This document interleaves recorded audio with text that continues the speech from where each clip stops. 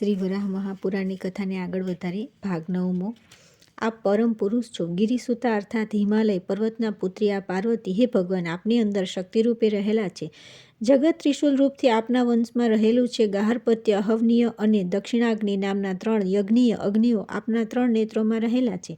આપના જટાજૂટ રૂપે સર્વસાગરો આપનામાં રહેલા છે। કુલાચલ અર્થાત 7 પર્વતો મહેન્દ્ર, મલય, સહ્ય, શુક્તિમાન, તૃક્ષ, વિંધ્ય અને પારિયાત્ર પર આવેલા આપના સ્વયંભૂ જ્યોતિર્લિંગોની સર્વ બાજુઓ 7 સાગરો આપની સેવા કરી રહ્યા છે। આપ જ્ઞાનરૂપ છો, પરંતુ અલ્પ બુદ્ધિવાળા માણસો શરીરની ઇન્દ્રિયોથી ઉત્પન્ન થતા જ્ઞાનને જ જ્ઞાન હોવાનું માને છે। જગતને ઉત્પન્ન કરનારા આપ નારાયણ છો। આપ જ ચતુર્મુખ બ્રહ્મા છો।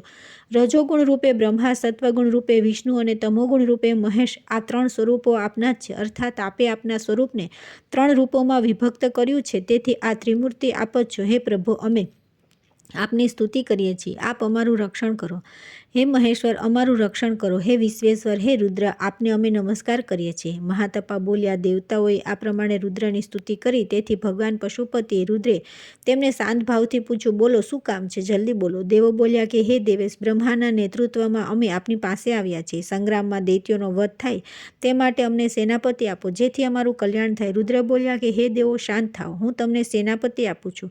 હરે મહાદેવે દેવોને આ પ્રમાણે કહ્યું અને તેમને વિદાય કર્યા। તે પછી હે પરતપ, પુત્રની પ્રાપ્તિ થવાના હેતુથી પોતાના અંગમાં રહેલી શક્તિને રુદ્રે ક્ષુબ્ધ કરી। તે શક્તિ શુબ્ધ થવાથી દીપ્તિમાન સૂર્ય સમાન એક કુમાર તેમાંથી ઉત્પન્ન થયો। એ કુમારે પોતાની સાથે ઉત્પન્ન થયેલી જ્ઞાનરૂપી શક્તિને ધારણ કરેલી હતી। હે રાજેન્દ્ર, તેની ઉત્પત્તિ અનેક મન્વંતરોમાં અનેક પ્રકારના રૂપોવાળી છે। શરીરમાં રહેલો દેવ છે તેને અહંકાર કહે છે। એ જ દેવતાઓના સેનાપતિ છે। સંગ્રામમાં દૈત્યને હણવા અને વિજય અપાવવાના પ્રયોજનથી એ અહંકાર દેવોના સૈન્યના સેનાપતિ થયા। એ કુમાર ઉત્પન્ન થયા પછી બ્રહ્માએ, ઋષિઓએ, સિદ્ધોએ અને સર્વ દેવતાઓએ તેમનું તથા શંકરનું પૂજન કર્યું। કુમારાથી પ્રસન્ન થયા અને દેવતાઓને કહેવા લાગ્યા, મને એક રમકડું આપો અને 2 અનુચરો આપો। કુમારની આ વાત સાંભળીને મહાદેવજી બોલ્યા કે હે કુમાર, હું તમને એક ક્રીડનક અર્થાત રમકડું અને અનુચરો આપું છું। આમ બોલીને રમકડા રૂપે એક કુકટ અર્થાત કુકડો અથવા સ્ફુલિંગ, તણખો તથા શાખ અને વિશાખ નામના 2 અનુચરો આપ્યા। પછી મહાદેવે તેમને કહ્યું કે હે કુમાર, આપ ભૂત સમુદાયના નાયક છો। આપ દેવ સેનાપતિ થાઓ। હે પાર્થિવ, હે પ્રજાપાલ, હે મહાદેવ। કુમારને આ પ્રમાણે કહ્યા પછી બધા દેવતાઓ સેનાપતિ સ્કંદના મધુર વચનોથી સ્તુતિ કરવા લાગ્યા।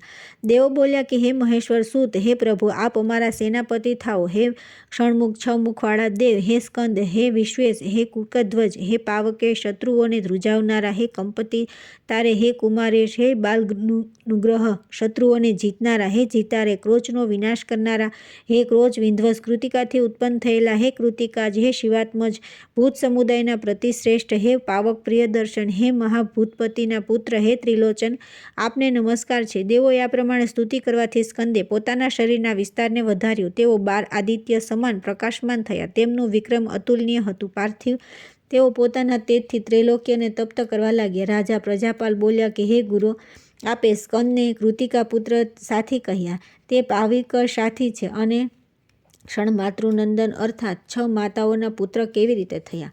આપ આ સર્વ મને કૃપા કરીને કહો।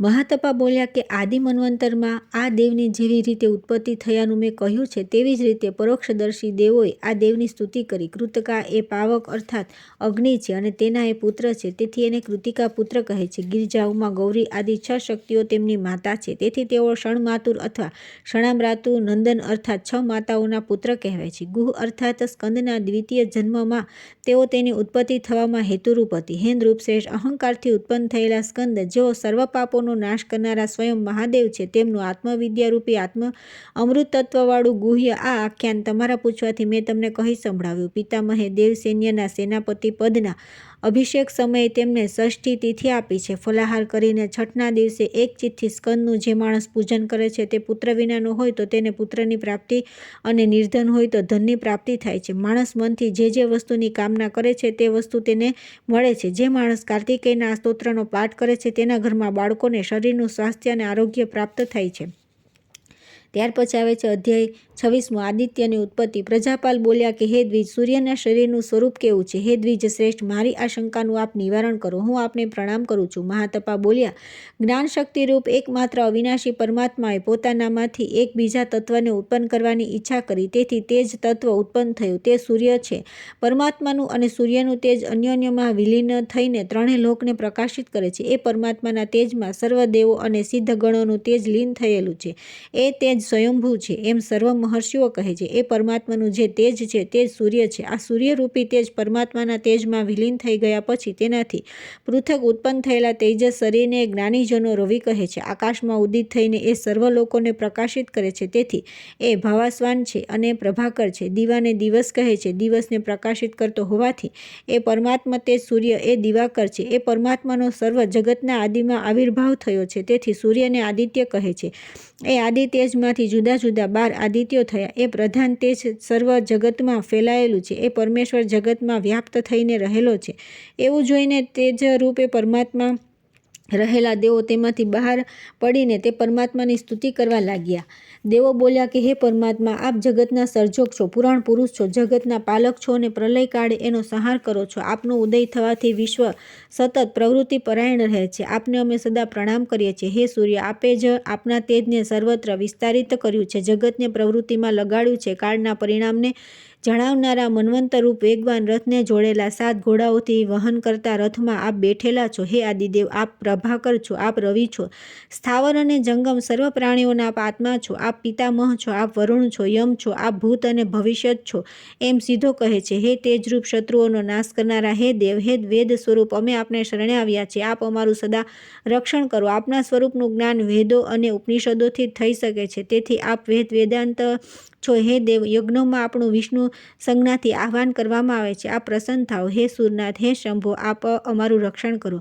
આ પ્રમાણે દેવોએ પરમાત્માની અત્યંત ભક્તિપૂર્વક સ્તુતિ કરી, તેથી તેમણે સૌમ્ય સ્વરૂપ ધારણ કર્યું અને મહાતેજસ્વી દેવદેવતાઓને શીઘ્ર પ્રત્યક્ષ થયા. સૂર્ય સપ્તમી તિથિએ પોતાનું સ્વરૂપ પ્રગટ કર્યું અને સર્વ દેવતાઓના સંતાપને દૂર કર્યો. આ તિથિએ જે માણસ ભક્તિપૂર્વક સૂર્યની ઉપાસના તથા પૂજન કરે છે તેને ભગવાન ભાસ્કર ઇષ્ટ ફળ આપે છે. હે રાજન, સૂર્યનું આ પુરાતન આખ્યાન મેં તમને કહ્યું. હવે આદિ મન્વંતરમાં જે કંઈ થયું તે તમે મારી પાસેથી સાંભળો. ત્યાર પછી આવે છે અધ્યાય 27મો, 8 માતાઓની ઉત્પત્તિ. મહાતપા બોલ્યા કે પૂર્વકાળમાં અંધક નામનો મહાબળવાન દૈત્ય પૃથ્વી ઉપર થયો હતો. બ્રહ્માએ તેને વરદાન આપવાથી તે ગર્વિષ્ઠ થયો હતો અને તેણે દેવતાઓ પોતાના વશમાં આણ્યા હતા. તેણે દેવતાઓને સંપૂર્ણ રીતે પોતાને સ્વાધીન કરી લઈને તેમણે મેરુ પર્વત પર ત્યજી દીધા હતા. અંધકના ભયથી પીડાઈને દેવતાઓ બ્રહ્માના શરણે ગયા. તેઓ પોતાની પાસે આવ્યા છે, તેથી બ્રહ્માએ તેમને પૂછ્યું કે હે દેવો, તમે શાથી આવ્યા છો? બોલો, શું કામ છે? દેવતાઓ બોલ્યા કે હે જગતપતિ, અમે સર્વ દેવો અંધક દૈત્યથી પીડાયેલા છે. હે ચતુર્મુખ, હે પિતામહ, આપ અમારા બધાની રક્ષા કરો. આપને નમસ્કાર છે. બ્રહ્મા બોલ્યા કે હે દેવ શ્રેષ્ઠો, અંધકથી તમારું રક્ષણ કરવા હું શક્તિમાન નથી, કારણ કે મેં તેને પૂર્વે વરદાન આપ્યું છે કે તું કોઈથી હણાઈશ નહીં, તારું શરીર પૃથ્વીને સ્પર્શ કરશે નહીં. તેથી આપણે બધા શરણાર્થી થઈને સ્વયંભૂ મહાદેવ જેઓ સંહાર કરનારા હોવાથી સર્વ કહેવાય છે તે સર્વના શરણે જઈએ. અંધક જેવા બળવાન દૈત્યોનો વધ શત્રુઓને સંતપ્ત કરનારા પરમ તપ રુદ્ર જ કરી શકે છે. આપણે બધા એ દેવના નિવાસસ્થાન કૈલાસ પર્વત પર જઈએ. બ્રહ્માએ દેવોના આ પ્રમાણે કહ્યું અને તેમને પોતાની સાથે લઈ મહાદેવજી પાસે ગયા. તેમને જોઈને રુદ્રે તેમનો સત્કાર આદિ કરી બ્રહ્માને પૂછ્યું. શંભુ બોલ્યા કે સર્વ દેવતાઓ મારી પાસે શા માટે આવ્યા છે? મારે તેમનું જે કામ કરવાનું હોય તે કરવા માટે આપ મને શીઘ્ર આજ્ઞા આપો. દુષ્ટ બુદ્ધિવાળા બળવાન અંધક દૈત્યથી હે દેવ, આપ અમારું રક્ષણ કરો. દેવતાઓ અને બ્રહ્મા મહાદેવજીની સાથે આ પ્રમાણે હજી તો વાતો કરી રહ્યા છે. તેવામાં શંકરને તથા તેમના પત્ની પાર્વતીને યુદ્ધમાં હણવાની ઈચ્છાથી અંધક દૈત્ય ચતુરંગ સૈન્ય લઈને તૈયાર થઈ ત્યાં આવી પહોંચ્યો. મહાદેવજી તે દૈત્યને ઓચિંતો આવી ચડેલો જોઈને એકદમ યુદ્ધ કરવા માટે તૈયાર થઈ ગયા. દેવતાઓ રુદ્રના અનુચર થયા. રુદ્રે પણ વસુકી, તક્ષક અને ધનંજય આદિ નાગોનું ધ્યાન કર્યું અને તેમના કંકણ અને કંદોરા રૂપ આભૂષણો ધારણ કર્યા. નીલ નામનો દૈત્યરાજ હાથીનું રૂપ લઈને શંકર પાસે ઝડપથી આવી ગયો. અત્યંત રૂપવાન હાથીના રૂપમાં રહેલા તે શત્રુને નંદીએ પારખી લીધો. ભગવાન શંકર પર ત્રાટકવાની તે દૈત્ય તૈયારી કરતો હતો ત્યારે નંદીએ વીરભદ્રને તે દેખાડ્યો. વીરભદ્ર સિંહનું રૂપ લઈને તરત તેને મારી નાખ્યો અને તે હાથીને ચીરી નાખીને મેષ જેવું તેનું ચામડું તેને રુદ્રને અર્પણ કર્યું. રુદ્રે તે હાથીનું ચામડું પહેરી લીધું. ત્યારથી રુદ્ર ગજ ચર્મ અને ભુજંગોના આભરણ ધારણ કરનારા થયા. ભગવાન શંકર ત્રિશૂળ લઈને પોતાના ગણો સહિત અંધક સાથે યુદ્ધમાં ઉતર્યો. તે સમયે દેવો અને દાનવો વચ્ચે ઘોર યુદ્ધ થયું. ઇન્દ્રાદિ લોકપાલો અને અન્ય દેવગણો સ્કંદના સેનાપતિ પદે તે સમરાંગણમાં દૈત્યો સાથે યુદ્ધ કરવા લાગ્યા.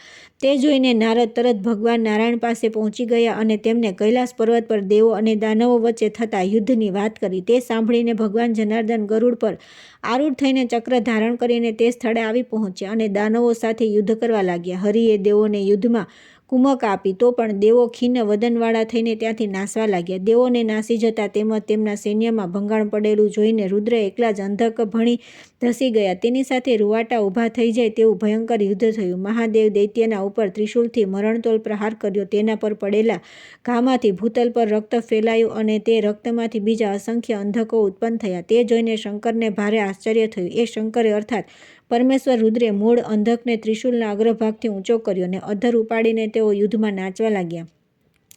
બીજા પણ જે અંધકો ઉત્પન્ન થયા હતા તે બધાને પરમેશ્વરી નારાયણે ત્યાં ને ત્યાં ચક્રથી મારી નાખ્યા. અંધકના રુધિરના છાંટાઓથી ઉત્પન્ન થયેલા બીજા અંધકોને રુદ્રે ત્રિશૂલ ભોંકી દઈને મારી નાખ્યા. કુપિત થયેલા રુદ્ર તે પછી રણક્ષેત્રમાં ઊભા રહ્યા. ઉત્પન્ન થયેલા ક્રોધના લીધે તેમના મુખમાંથી જ્વાળા નીકળી. રુદ્રના રૂપને ધારણ કરનારી તે જ્વાળા દેવીને યોગેશ્વરી જાણવી. વિષ્ણુએ પણ પોતાના સ્વરૂપને ધારણ કરનારી એક બીજી દેવી ઉત્પન્ન કરી. આ પ્રમાણે બ્રહ્મા, કાર્તિકેય, ઇન્દ્ર, યમ અને પરમેષ્ઠી વિષ્ણુના અવતારરૂપ વરાહદેવે અન્ય દેવીઓને પોતપોતાના સ્વરૂપમાંથી ઉત્પન્ન કરી. પાતાળનો ઉદ્ધાર કરનારી તે દેવીને ભગવાન વરાહે પોતાનું રૂપ આપ્યું. પછી મહેશ્વરી અને મહેન્દ્રી દેવીઓ ઉત્પન્ન થઈ. આ અષ્ટમાતૃકાઓ છે. દેવતાઓના કારણ શરીરવાળી આ દેવીઓના ક્ષેત્રજ્ઞે નિશ્ચિત કરેલા શરીરના સ્વરૂપ હવે કહેવામાં આવે છે. કામ, ક્રોધ, લોભ, મોહ, માત્સર્ય, પૈશન્યો અને અસૂયા આ કામાદિ ગણને દેવીઓનું શરીર કહે છે. આ 8 શરીરોમાં 8 માતૃકાઓ અધિષ્ઠાન રૂપે રહેલી છે.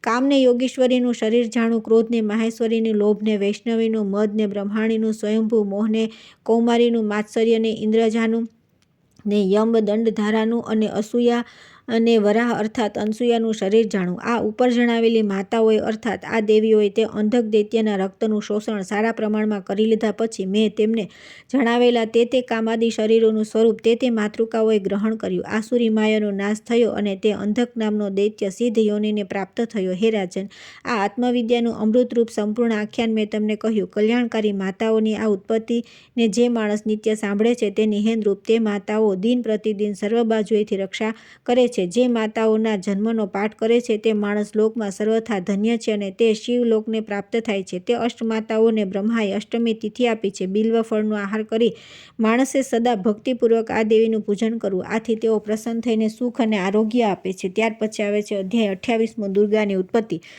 રાજા પ્રજાપાલ બોલ્યા, આદિક્ષેત્ર અર્થાત જળમાં રહેલા સૂક્ષ્મ અર્થાત કોમળ કલ્યાણકારી કદગોત્રમાં ઉત્પન્ન થયેલા કાત્યાયની અર્થાત રક્ત વસ્ત્ર પરિધાન કરનારા માયારૂપ દુર્ગાદેવી પોતાના પૃથક સ્વરૂપથી કેવી રીતે ઉત્પન્ન થયા? મહાતપા બોલ્યા કે હે રાજન, પૂર્વકાળમાં વરુણના અંશથી ઉત્પન્ન થયેલો સિંધુદ્વીપ નામનો પ્રતાપી રાજા થઈ ગયો. તે અરણ્યમાં તપ કરતો હતો. ઇન્દ્રનો નાશ કરે તેવો પુત્ર મને પ્રાપ્ત થાય આવી ભાવનાથી તેણે ઉગ્ર તપશ્ચર્યા કરીને હે સુવ્રત પોતાનું શરીર સૂકવી નાખ્યું. પ્રજાપાલ બોલ્યા કે હે દ્વિજ શ્રેષ્ઠ ઇન્દ્રે તેમનો શો અપકાર કર્યો હતો કે જેથી તેનો વિનાશ કરવા માટે પુત્ર પ્રાપ્તિની કામનાથી તે રાજા તપશ્ચર્યા કરતા હતા. મહાતપા બોલ્યા કે તે અન્ય જન્મમાં બળવાન ત્વષ્ટાનો પુત્ર હતો. તે કોઈ પણ શસ્ત્રથી મરાય તેવો ન હતો, પણ જળના ફીણથી મરણ પામીને તે જળમાં લય પામ્યો. તે પછી એ પ્રતાપી સિંધુદ્વીપ બ્રહ્મના વંશમાં ઉત્પન્ન થયો. ઇન્દ્ર સાથેના વેરનું સ્મરણ કરીને તે અતિ તીવ્ર તપ કરવા લાગ્યો. ઘણો કાળ વીતી ગયા પછી રાજા તપ કરતો હતો તે સ્થળે વેત્રવતી વાત્રક નામની પવિત્ર નદી સુંદર અલંકાર ધારણ કરી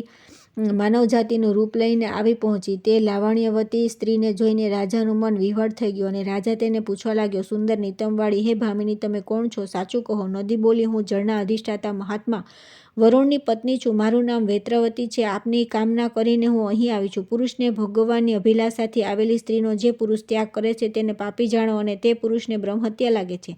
હે રાજન, આ પ્રમાણે જાણ્યા પછી હું કામાતુર થયેલું છું, તેથી મને ભોગવો. તેણે રાજાને આ પ્રમાણે કહ્યું. તેથી રાજાએ તેનો પ્રીતિપૂર્વક ઉપભોગ કર્યો અને સમય પ્રાપ્ત થતાં તે સ્ત્રીને 12 આદિત્યો સમાન તેજસ્વી પુત્રો ઉત્પન્ન થયા. વેત્રવતીના ઉદરથી ઉત્પન્ન થયેલા પુત્રનું નામ વેત્રાસુર હતું. તે અતિ તેજસ્વી બળવાન પુત્ર પ્રાગ જ્યોતિષપુરનો રાજા થયો. સમયના પ્રવાહ સાથે યુવાવસ્થાને પ્રાપ્ત થયો. શુભ લક્ષણોથી યુક્ત બળવાન અને દ્રઢ પરાક્રમી તે રાજાએ સપ્તદ્વીપવાળી આ પૃથ્વીને જીતી લીધી ને પછી મેરુ પર્વત પર આરોહણ કર્યું. તે પર્વત પર તેણે પ્રથમ ઇન્દ્રને જીત્યો, પછી અગ્નિ અને યમને જીત્યા. ઇન્દ્ર હારી જઈને અગ્નિ પાસે કુમક લેવા ગયો. અગ્નિ હાર પામવાથી યમ પાસે સહાય લેવા ગયો. યમ નિરુતિ પાસે અને નિરુતિ વરુણ પાસે ગયો. ઇન્દ્રાદિકોને પોતાની સાથે લઈને વરુણ વાયુ પાસે ગયો અને વાયુ ઇન્દ્રાદિ સર્વદેવો સહિત ધનપતિ કુબેર પાસે ગયો. ધનદ અર્થાત કુબેર દેવો સાથે પોતાના મિત્ર ઈશ અર્થાત શંકર પાસે ગયા.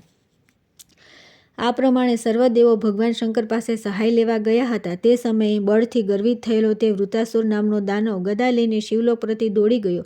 પછી આ દાનવ અવધિ અર્થાત મારવા યોગ્ય નથી એમ માનીને ભગવાન શંકર દેવોને પોતાની સાથે લઈ દેવતાઓ તથા સિદ્ધ વગેરેથી વંદન પામતી બ્રહ્માની પવિત્ર નગરીમાં અર્થાત બ્રહ્મલોકમાં બ્રહ્મા પાસે ગયા. જગતનું સર્જન કરનારા બ્રહ્મા વિષ્ણુના ચરણોમાંથી ઉત્પન્ન થયેલા જળમાં અર્થાત ગંગાજીમાં બેસીને એકાગ્રચિત્તથી ક્ષેત્રજ્ઞની માયારૂપ ગાયત્રીનો જપ કરતા હતા. દેવો ત્યાં જઈને પોકાર કરવા લાગ્યા, હે પ્રજાપતિ, સર્વ દેવો તથા ઋષિઓને અસુર તરફથી ભય ઊભો થયો છે, તેથી આપ તેના ભયમાંથી મુક્ત કરો, તેનાથી બચાવો, રક્ષણ કરો. દેવોએ આ પ્રમાણે આર્તનાદ કર્યો. ત્યારે બ્રહ્મા તે દેવોને જોઈને વિચાર કરવા લાગ્યા કે આ સર્વ જગત ઈશ્વરની માયાથી વ્યાપ્ત થયેલું છે. અહીંયા અસુરો નથી, રાક્ષસ નથી, તો પછી આ માયાને કેવા પ્રકારની માનેલી છે? બ્રહ્માજી આ પ્રમાણે વિચાર કરતા હતા તે સમયે શ્વેત વસ્ત્ર પરિધાન કરેલા 8 ભુજાવાળા દિવ્ય આયુધોથી સજ્જ શંખ, ચક્ર, ગદા, પાશ, ખડગ, ઘંટા, ધનુષને ધારણ કરનારા બાણોના ભાથાને પુષ્ટ પર બાંધેલા એવા ઉજ્જવળ મુખવાળા, મસ્તક પર માળાના મુગુટને ધારણ કરેલા કન્યા સ્વરૂપ સ્વયંભૂ દેવી જળમાંથી બહાર નીકળી આવ્યા. શુભ લક્ષણોવાળા તે દેવી અતિ વેગવાળા સિંહ ઉપર આરૂઢ થયેલા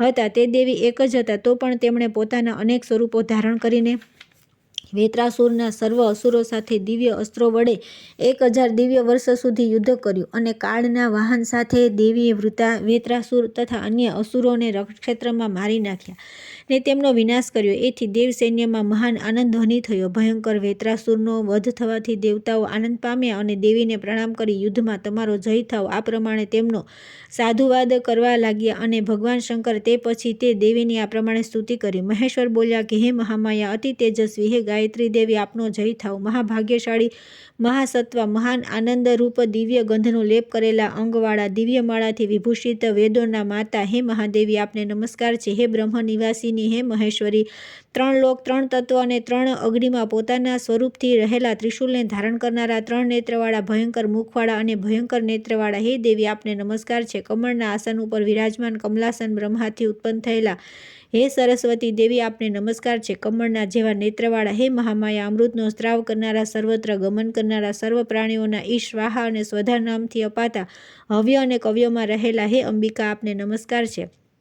સર્વ જગતને પૂર્ણ કરનારા, હે સંપૂર્ણ પૂર્ણચંદ્રની કાંતિ જેવી કાંતિવાળા, તેજસ્વી અંગવાળા, જગતને ઉત્પન્ન કરનારા, જ્ઞાનરૂપ ગાનગમ્ય ભયંકર દૈત્યોનો વિનાશ કરનારા, જ્ઞાનને આપનારા, શોકને નાશ કરનારા, હે કિરાતિની અર્થાત સ્વર્ગ આપ નીતિ છો. હે મહાભાગ્યશાળી, આપ વાણીરૂપ છો, આપ ઇન્દ્રિયોના જ્ઞાનરૂપ છો, આપ અવિનાશી છો, આપ બુદ્ધિ છો, આપ મંગલમૂર્તિ છો, આપ ઓમકાર તત્વમાં પણ રહેલા છો, સર્વ પ્રાણીઓનું હિત કરનારા, હે દેવી, હે પરમેશ્વરી, આપને નમસ્કાર છે. આ પ્રમાણે ભગવાન શંકરે દેવીની સ્તુતિ કરી અને દેવોએ પણ તે પરમેશ્વરીનો જય જયકાર કર્યો. ચતુર્મુખ બ્રહ્મા ગંગાજીના જળમાં બેસી ગાયત્રી મંત્રનો જપ કરતા હતા. તેઓ પણ તે જળમાંથી સમયે બહાર નીકળી આવ્યા અને દેવીને કૃતકૃત્ય થયેલા જોયા અને દેવતાઓનું કાર્ય સિદ્ધ થયેલું જાણ્યું. ભાવિ કાર્યને ઉદ્દેશીને બ્રહ્મા બોલ્યા, આ વરારોહા દેવી હિમાલય પર્વત પર જશે, તેથી હે દેવો, તમે બધા પણ ત્યાં જઈને હવે આનંદ કરો. જાઓ, વિલંબ કરશો નહીં. તમારે આ દેવીનું એકાગ્રચિત્તથી 9મીના દિવસે સદા પૂજન કરવું. સર્વ લોકોને આ દેવી વરદાન આપનારા થશે, આ વિશે સંશય નથી. 9મીના દિવસે જે માણસ પુરુષ કેસરી, કંસાર, શીરો અથવા લાડુ ખાઈને રહેશે તેની સર્વ કામનાઓ પૂર્ણ થશે.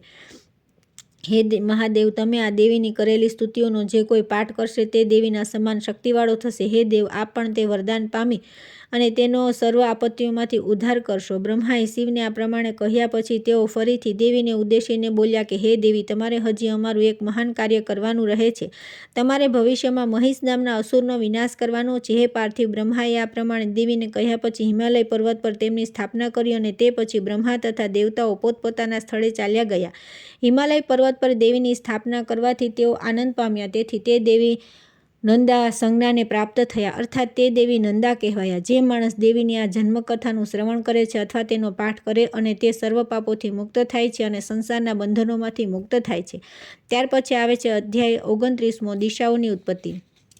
મહાતપા બોલ્યા કે હે પ્રજાપાલ, હે રાજન, બ્રહ્માના સ્ત્રોતોમાંથી દિશાઓ ઉત્પન્ન થઈ છે. હે પૃથ્વીપતિ, આ કથા તમે ધ્યાન દઈને સાંભળો. આદિકલ્પમાં સૃષ્ટિનું નિર્માણ કરતી વખતે બ્રહ્માને ચિંતા ઉત્પન્ન થઈ કે મેં ઉત્પન્ન કરેલી પ્રજાને ધારણ કોણ કરશે. આ પ્રમાણે બ્રહ્માજી વિચાર કરતા હતા ત્યારે તેમના કાનમાંથી અત્યંત તેજસ્વી કાંતિવાળી 10 કન્યાઓનો પ્રાદુર્ભાવ થયો. બ્રહ્માએ તેમને અવકાશમાં નિવાસ કરવાનો આદેશ આપ્યો, અર્થાત પોતપોતાના સ્થાને ચાલ્યા જવાનું. બ્રહ્માએ તેમને કહ્યું, હે નૃપ, તે સમયે પૂર્વા, પ્રતીચી, ઉત્તરા, દક્ષિણા, ઉર્ધ્વા અને અધરા આ 6 મુખ્ય કન્યાઓ હતી. તેમાંની 4 કન્યાઓ પરમ સુંદરી હતી. તેઓ રૂપવતી, મહાભાગ્યશાળી અને ઠરેલ હતી. તેઓ પ્રજાપતિને પ્રણામ કરીને કહેવા લાગી, હે દેવોના દેવ, હે પ્રજાપતિ, અમને નિવાસ કરવાને સ્થાન આપો, જ્યાં અમે અમારા પતિઓ સાથે સુખપૂર્વક રહી શકીએ. હે અવ્યક્તમાંથી ઉત્પન્ન થયેલા દેવ, અમને મહાભાગ્યશાળી પતિ આપો. બ્રહ્માજી બોલ્યા, સુંદર કટીવાળી હે દિશાઓ, કરોડો યોજનના વિસ્તારવાળું આ બ્રહ્માંડ છે. તેના અંતમાં પોતાની ઈચ્છા પ્રમાણે સંતોષપૂર્વક જ્યાં ફાવે ત્યાં રહો. જાઓ, વિલંબ કરશો નહીં. તમને રૂપવાન અને નિષ્પાપ પતિઓ સર્જન કરીને આપું છું. તમને જે સ્થળ ગમે તે સ્થળે જઈને મરજી પ્રમાણે તમારા પતિઓ સાથે રહો. બ્રહ્માએ આ પ્રમાણે દિશાઓને કહ્યું એટલે દિશાઓ પ્રસન્ન થઈને પોતાના ઇષ્ટ સ્થળે ચાલી ગઈ અને બ્રહ્માએ તરત મહાબળવાન લોકપાલનું સર્જન કર્યું. લોકપાલોને સર્જ્યા પછી તે કન્યાઓને બ્રહ્માએ બોલાવી તે લોકપાલો સાથે તેમના લગ્ન પિતામહે કરી દીધા. એક કન્યા ઇન્દ્રને આપી, બીજી અગ્નિને આપી, ત્રીજી યમને, ચોથી નિરુતિ દેવીને, પાંચમી કન્યા મહાત્મા વરુણને, છઠ્ઠી વાયુને, સાતમી કુબેરને, આઠમી ઈશાનને આપી.